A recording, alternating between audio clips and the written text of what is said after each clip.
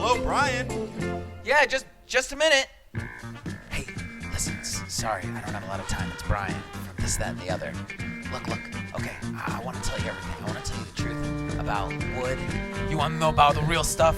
You want to know why the Earth is hollow and why we're being run by aliens? You want to know about the stuff they're putting in your Gatorade and why you should be eating your dogs and why renewable resources are a lie and we're living inside of a hologram. And I'll tell you all this, but you have to listen to This, That, and the Other. You have to subscribe on iTunes, Spotify, Stitcher.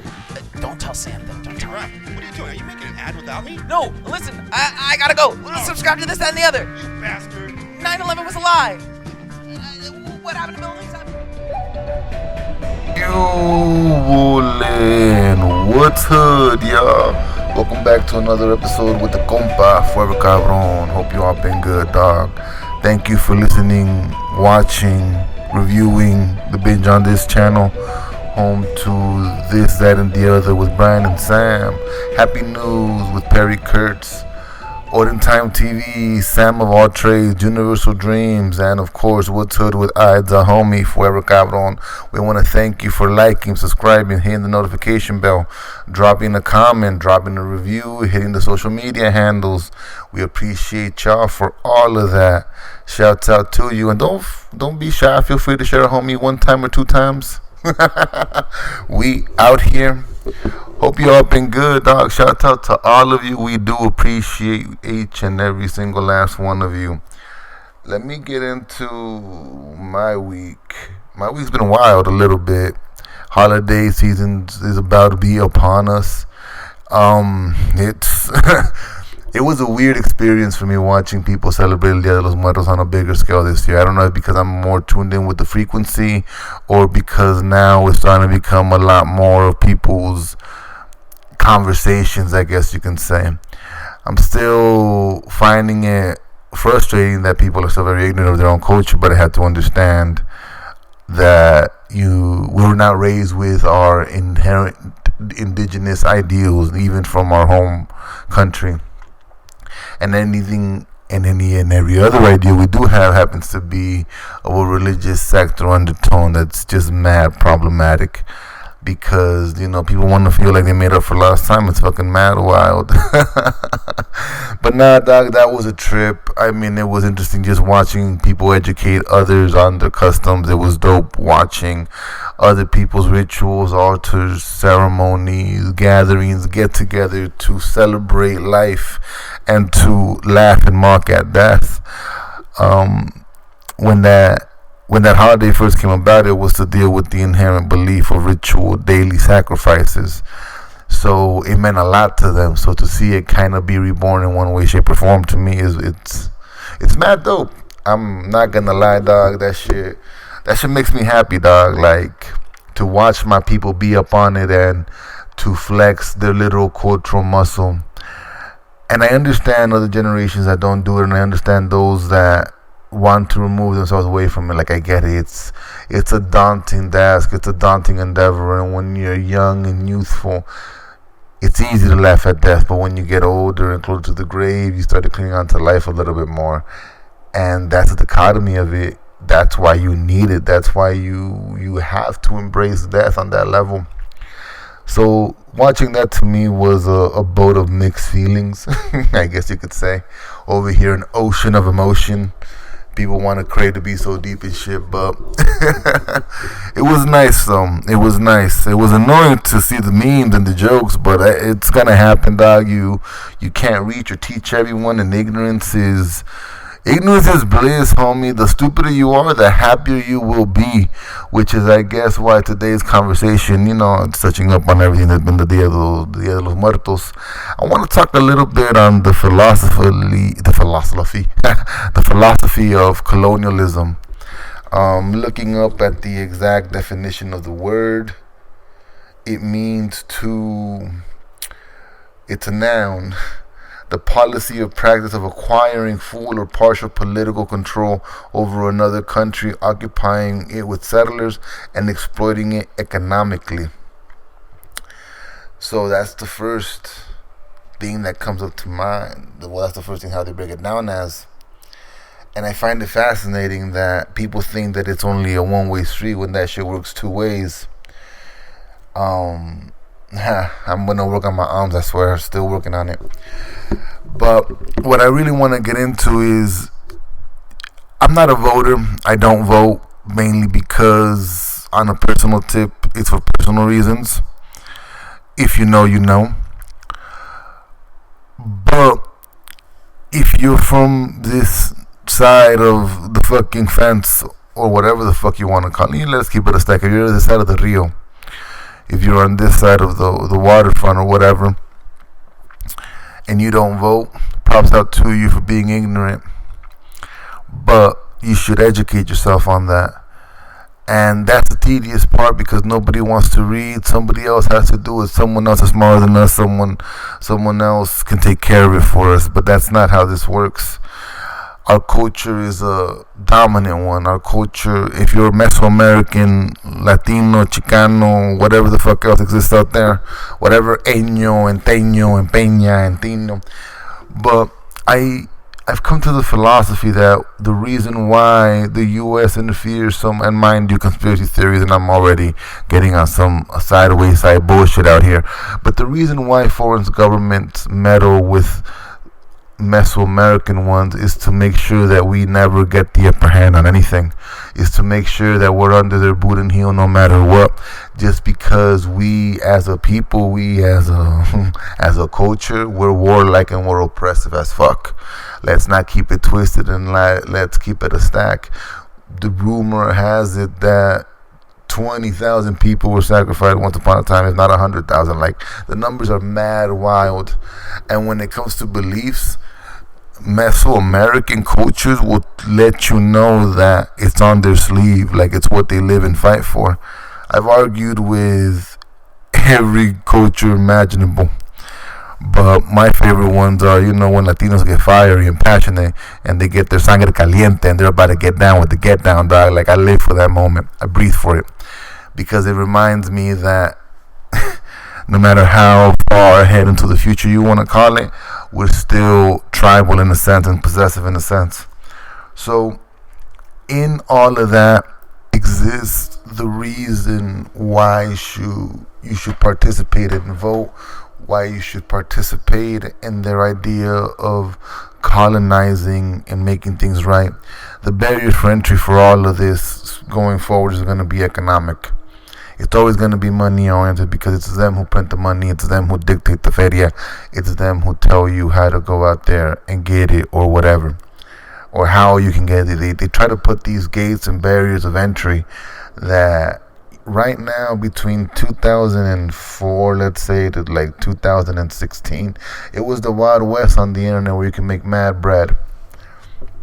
So they're worried and they're concerned, homie, like, change is coming, and it's coming severely.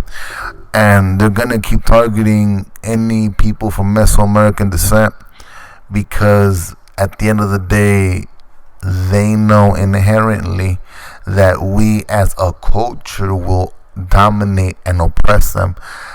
I remember growing up and listening to the news and reading in news reports talking about in 2040 and 2060, half the population in the U.S. is gonna be Latino, if not 41, then 51. But we're dancing around those numbers, and as fascinating and empowering as it sounds for our people and our raíces, our roots, it's where we find ourselves at a kind of crossroads with the idea of colonialism and moving forward and the advancement of things. If anything has come to show you these last couple of years with democracy and whatnot, it's come to show you that they don't respect our ideals, they don't respect us as a culture, they don't even view us as equal. The conversation, if you haven't been very made well aware, is very black and white, especially in the States. It's very black and white, and I don't negate them anything for that.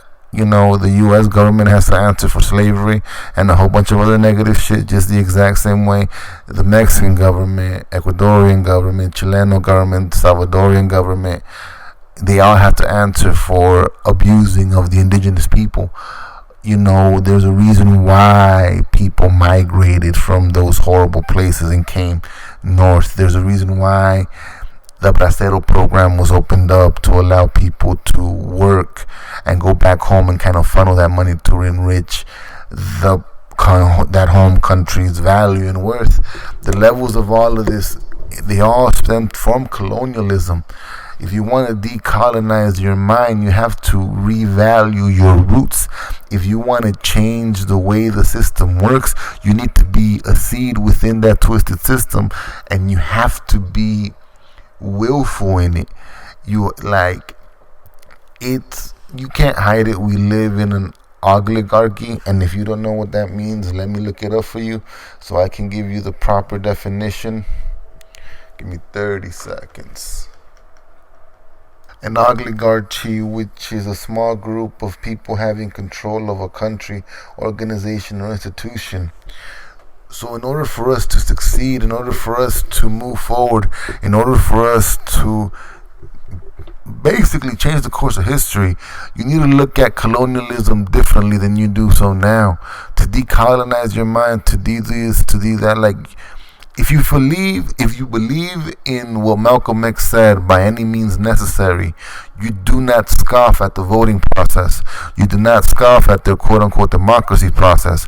Espionage works in the exact same way. You need to learn how to function like them, do like them, talk to them in their code. And once you find out what they like to hear, that's when you switch it up on them. That's when you entice them and motivate them. This is why lobbying is such a bad thing within this government. And this is why it's a shit show that it's in now. But that's neither here nor there. That's not my place to speak on, because like I said earlier, I don't vote.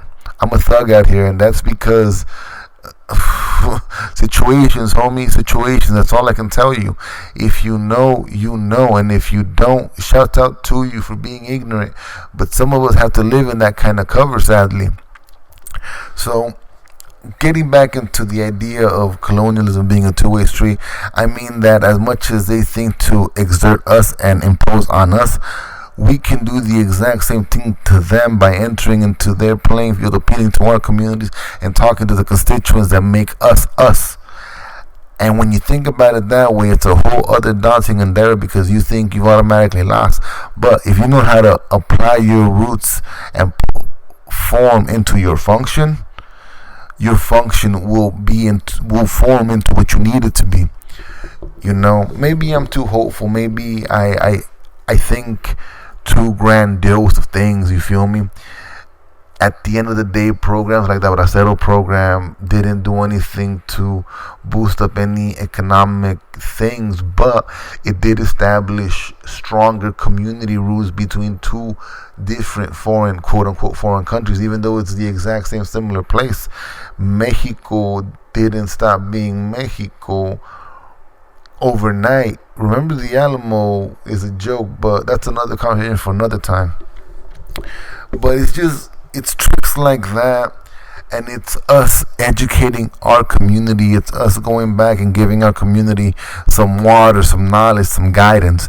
If you took philosophy, the allegory of the cave is a big one, because once you break free from the chains and you see the people putting up the shadow puppets, and you go to see the good to come down and free others, the struggle is like, hey, dog, let me break your chains. And people don't want to think that they're enslaved. People don't want to think that they submitted, that they willfully and unapologetically want to erase their culture. And to me, that's not it. Like, I'm gonna make you feel shame, dog. Like, tienes que saber. Not out of some disrespectful shit, just to remind you the value of where you're from and what you can bring and what you do bring to the table.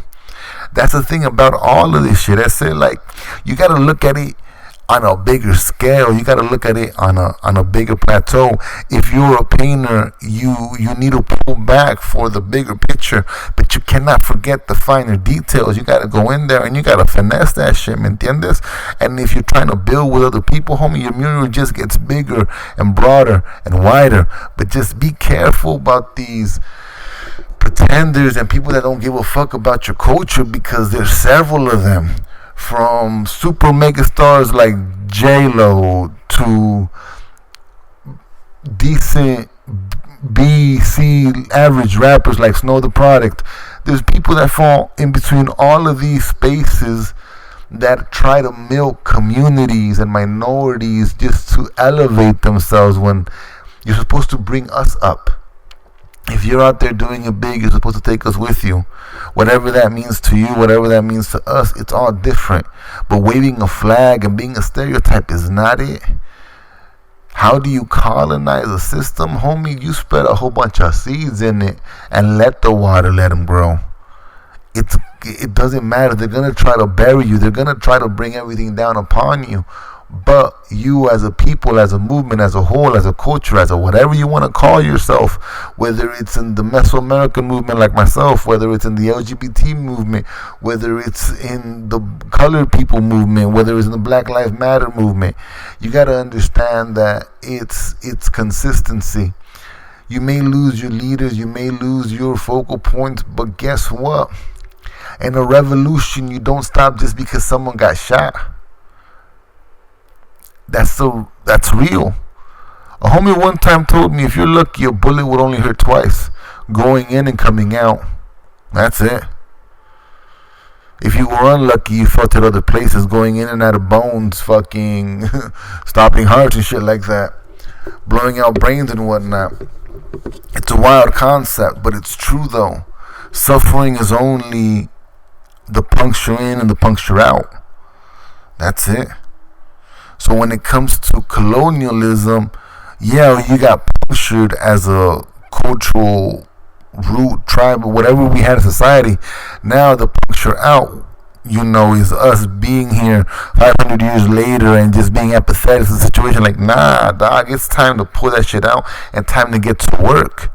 That's why a homie will tell you, get involved with your community. A homie will tell you, like, dog, look around you, look upon you. Gang banging, if you're going to use Killer Mike's term, is brotherhood fraternities outside. Same thing with the cholas out there. Mad props to you out there living your best side of your life. Ain't no one mad at you. But in all of that, though, there are still tribes in the concrete jungles. They still exist. But instead of running around with loincloths and shit, we run around with Dickies and khaki suits, Chucks and Baileys and shit like that. Like, it's wild out here, because the motto is get it how you live it.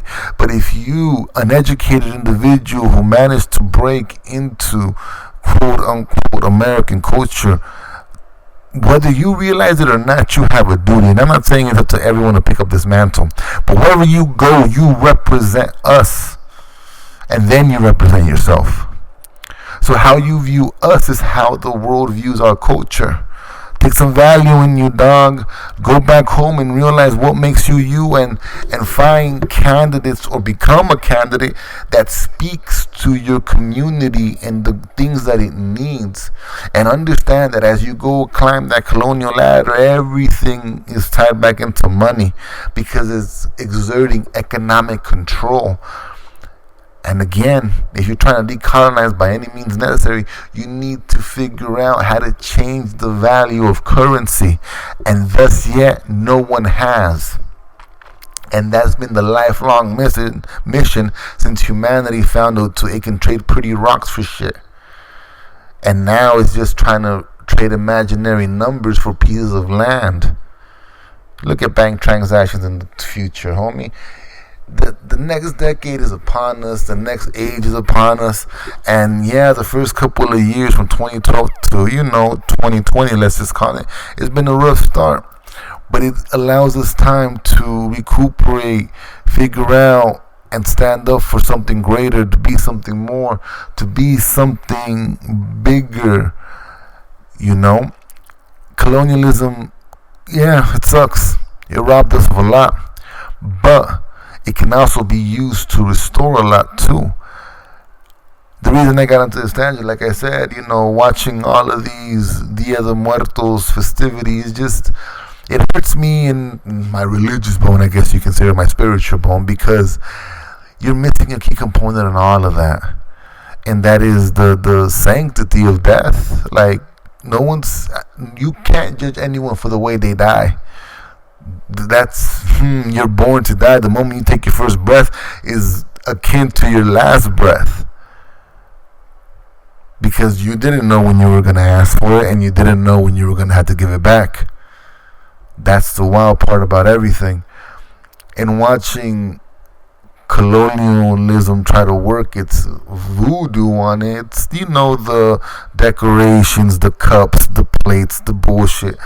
But it's like, I see communities build all these things, and I can see people just funneling into with each other or whatnot. But you have to find value in yourself to kind of enter those playing fields, because the people already there already feel like they deserve all the money. How many people you don't know in your life that are of the fair skin complexion, whether white or Latino white, don't really fucking matter, but they feel like they're owed more, and they're younger and more experienced than, their next to kin or their co-worker or whatever. I've seen that happen way so many times. It's fucking ridiculous. Shout out to those fools. Get it how you live it. But when you hit that ceiling, dog, don't wonder why you fall so far back. But I think that's gonna be my time, homies. Once again, I want to thank you all for listening. I want to thank you all for posting up with a compa, rolling one up. I'm about to smoke one or two more, honestly. I still haven't have an outline yet. I still want to figure out where I want to take this whole thing to. It's like I've said it before, I'm not a teacher, so I'm not here to teach you anything. I'm just here to give you a different perspective, you feel me? So as I work on trying to figure how to get that out, we're gonna get a couple of filler episodes. I don't have a lot of recording time either, you feel me? So have patience with the compa. We're gonna work on it, you feel me? But just know that I do want to bring you some high quality content. There's a couple of interviews I want to line up with some individuals, and I really want to break down this Latino thing that we're going through at the moment, But thank you once again for listening. Shout out to you. Shout out to Binge on this. Shout out to the Goodnight Food Production. Shout out to Sam, Bryan, Perry Kurtz, Shanice Nice. And just remember, get the happy news with Perry, this, that, and the other with Bryan and Sam. Olden Time TV, Sam of all trades, Universal Dreams, the homie, Fuego Cabron on What's Hood. And when you see a compa, let me know what's hood, dog. Late.